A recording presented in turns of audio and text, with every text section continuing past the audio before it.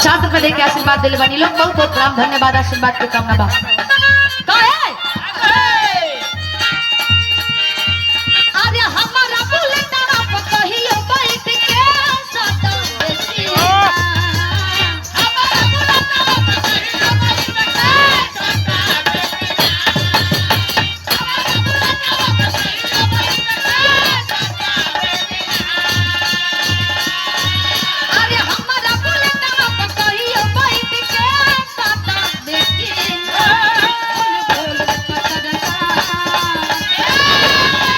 बोल बोल पतरका हमरा से पतबे कि ना बोल बोल पतरका हमरा से पतबे कि ना अच्छा तो ये गीत के हम 3 साल पहले गा दिले रही चंदौली जिला में बबलू भैया पहलवान जी के यहाँ माटी गाँव में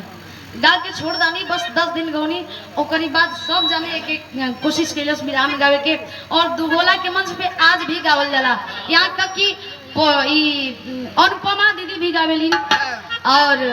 दुगोला के साथ में बजेला दुगोला के मंच के जो भी कलाकार बा लोग वो लोग गावेला ये गीत के बड़ा बड़ा अच्छा लगेला और लोगन के डिमांड ये गीत के रात भर में 2-4 बार जरूर फरमाइश करके गवालिया लोग कोई के गीत वायरल हो तो ही तो लोग डिमांड 1 महीना 2 महीना करत है लेकिन हमारा गीत के 3 साल 4 साल लोग डिमांड करके गवाता